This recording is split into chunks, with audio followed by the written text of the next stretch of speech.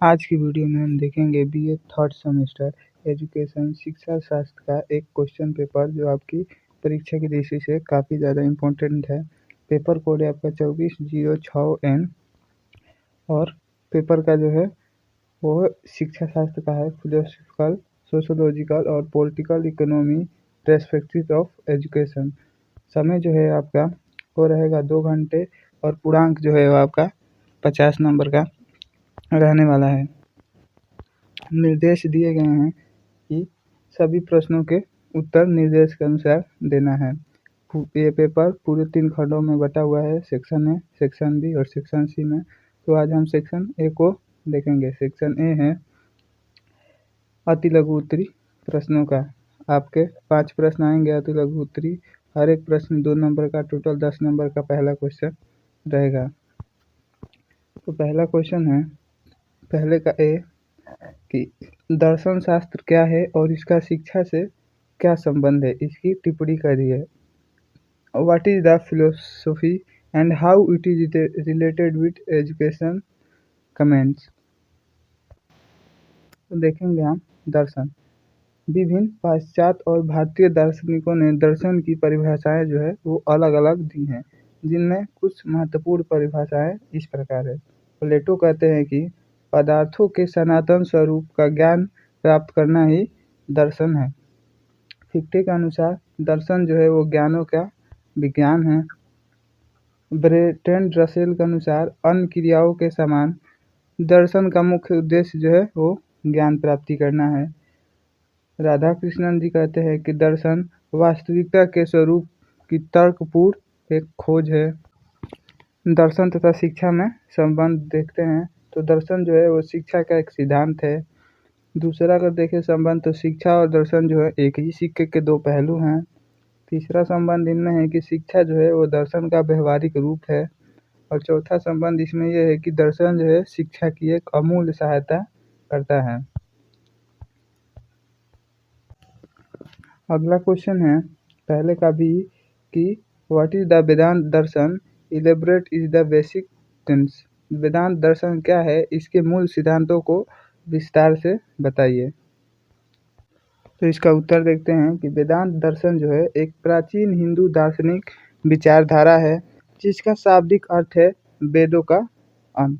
वेदांत का जो अर्थ है वो है वेदों का अंत या वेदों का सार।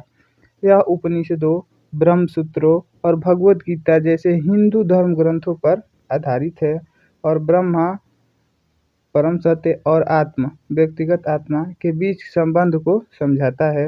वेदांत जो है वो ब्रह्मा और आत्मा दोनों के बीच संबंध को समझाता है।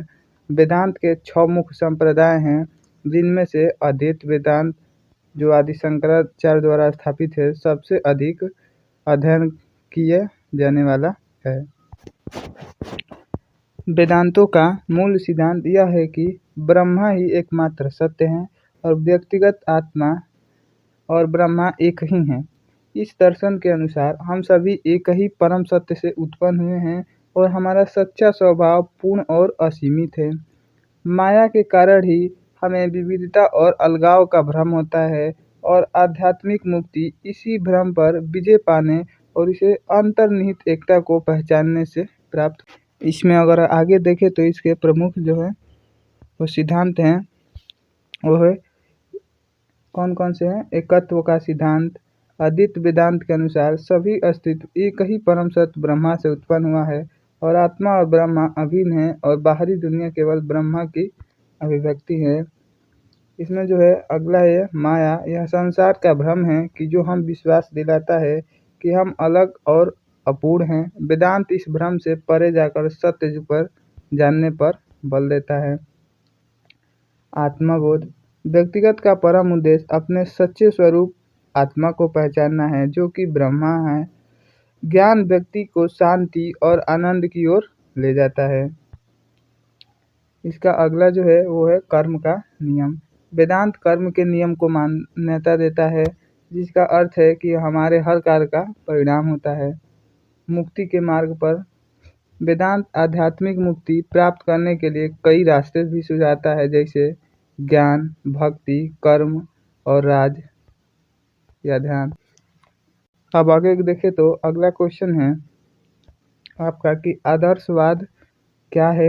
शिक्षा में आदर्शवाद का क्या योगदान है, इसके बारे में लिखिए।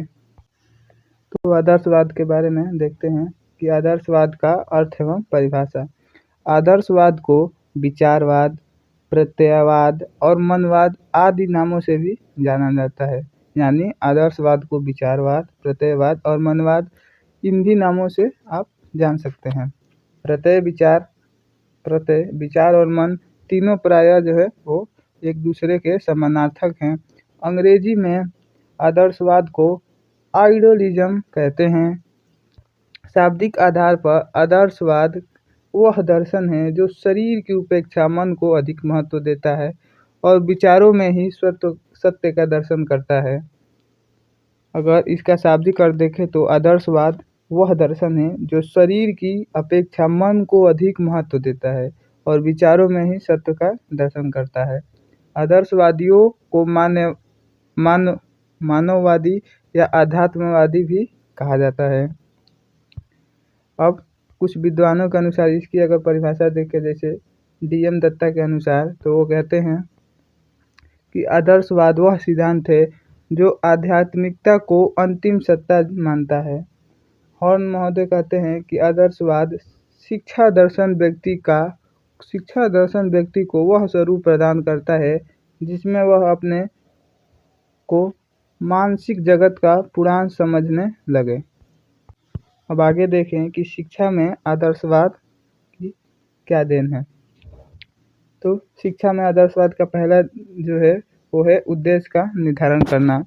आदर्शवादी शिक्षा का उद्देश्य सत्य, शिव एवं सुंदरम आदि की प्राप्ति करना बताता है, जो वास्तव में जीवन के तीनों पक्षों ज्ञानात्मक, भावात्मक तथा क्रियात्मक से संबंधित है। इसके द्वारा व्यक्ति पूर्णता की ओर बढ़ता है। दूसरा अगर है शिक्षा में आदर्शवाद की देन, तो वो है आदर्शों की स्थापना करना।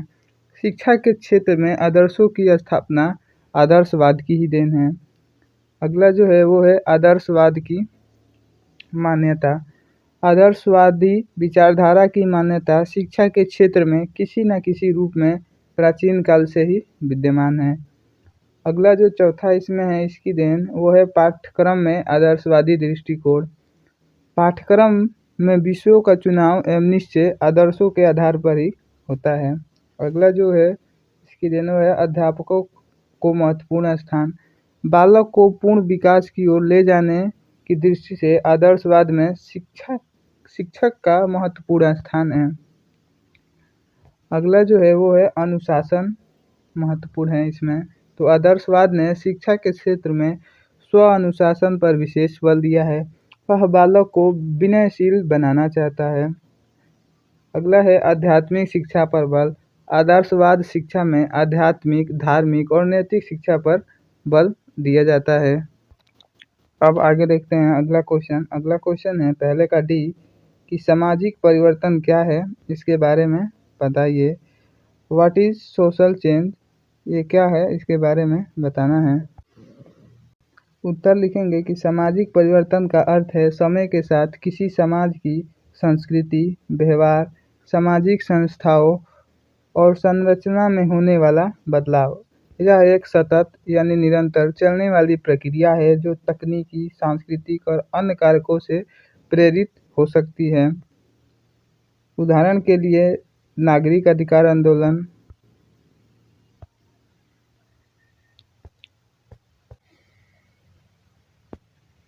अगला इसमें का क्वेश्चन है और पहले का E नंबर कि मौलिक अधिकार और मौलिक कर्तव्यों के बीच क्या अंतर है, इसको बताना है।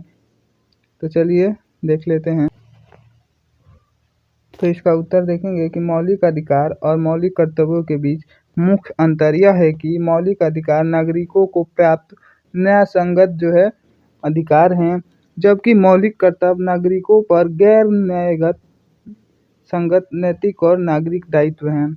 मौलिक अधिकार व्यक्तिगत स्वतंत्रता और सुरक्षा प्रदान करते हैं और इन्हें लागू करने के लिए न्यायालय का सहारा लिया जा सकता है।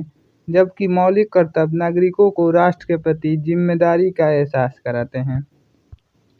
भारतीय संविधान में 6 मौलिक अधिकार है, जबकि 11 मौलिक कर्तव्य हैं। 1976 में 10 मौलिक कर्तव्यों को जोड़ा गया था और 2002 में 46वें संशोधन अधिनियम द्वारा एक और कर्तव्य जो है इसमें जोड़ दिया गया है और अब टोटल 11 मौलिक कर्तव्य हो गए हैं। आज के लिए बस इतना ही। अगले वीडियो में हम देखेंगे सेक्शन बी लघु उत्तरी प्रश्नों को। तब तक आप लोग लाइक शेयर सब्सक्राइब कर दें।